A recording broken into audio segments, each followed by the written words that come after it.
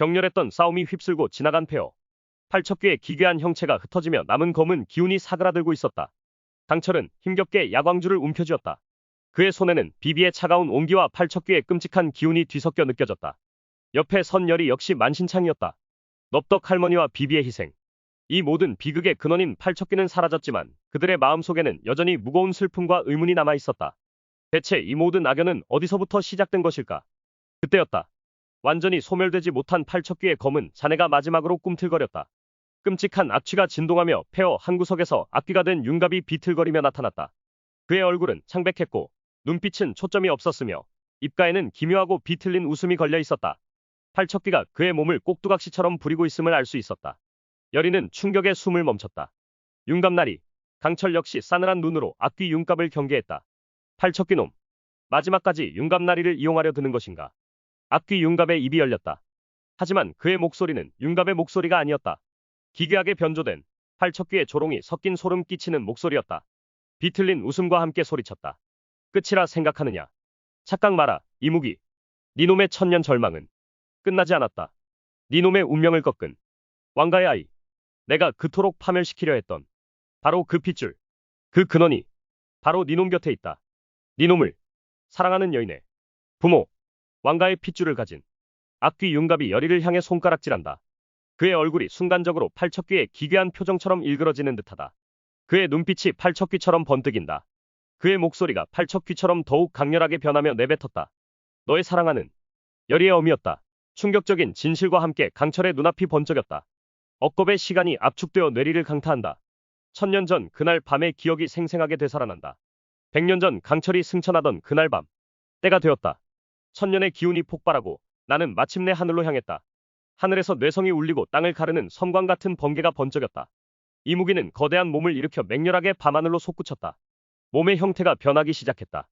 이무기의 비늘이 사라지고 뿔과 발톱이 돋아나며 전설 속 존재, 용의 웅장하고 신비로운 형체가 드러났다.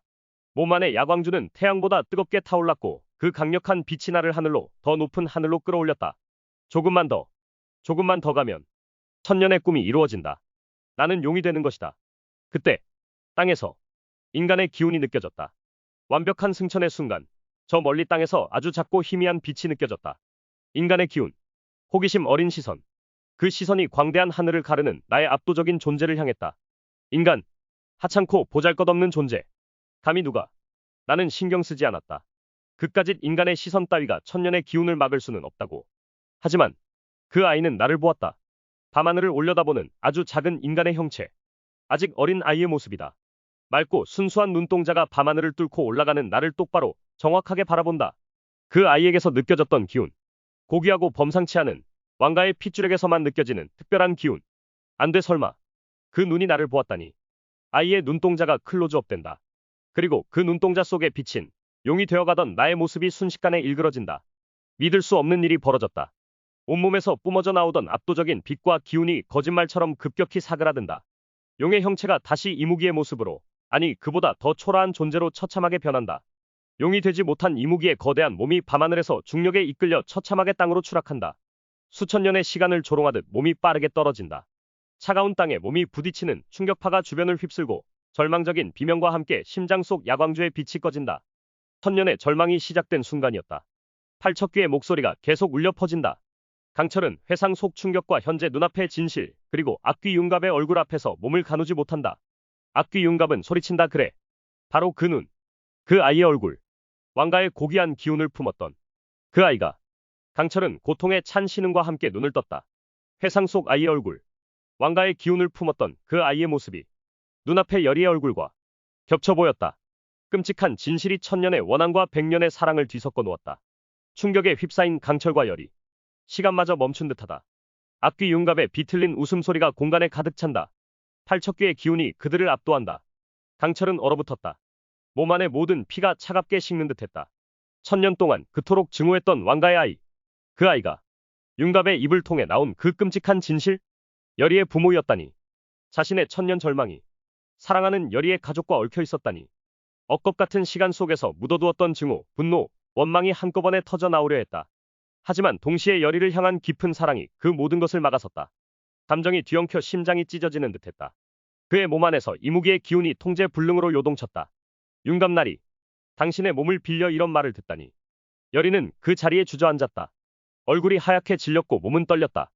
윤갑나리의 입에서 나온 그 끔찍한 진실? 자신의 부모님, 왕가의 핏줄, 그리고 그분이 강철이의 운명을 꺾었다고. 넙덕 할머니가 자신을 그토록 필사적으로 지키려 했던 이유가 혹시 이것 때문이었을까? 자신이 왕가와 강철이 사이에 끔찍한 악연의 한가운데 서 있었다는 사실에 절망했다.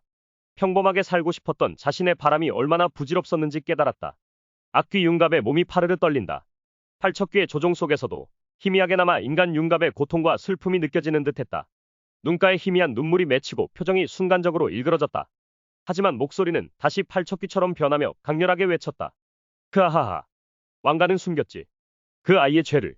그 후손에게 신비한 기운이 태어났을 때 그 위험한 힘을 봉인하려 했지. 하지만 쉽지 않았지. 그래서 가장 신뢰하는 무당에게 맡겼지. 그 아이를. 왕가에 숨겨진 핏줄인 바로 너, 여리를 말이다. 악귀 윤갑의 몸이 마지막으로 크게 경련한다.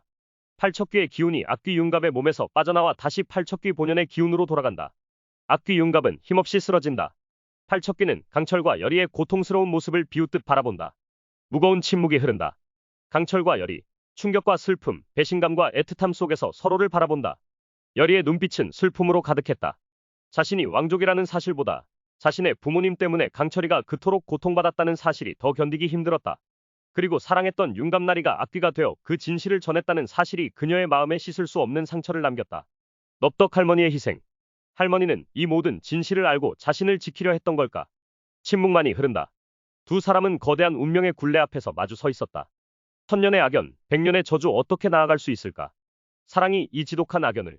그 사슬은 이제 그들의 사랑까지 옥죄고 있었다. 이 비극적인 운명 속에서 그들은 과연 어떤 선택을 할지 다음 영상도 기대해 주세요. 구독, 좋아요는 저에게 큰 힘이 됩니다. 시청해 주셔서 감사합니다.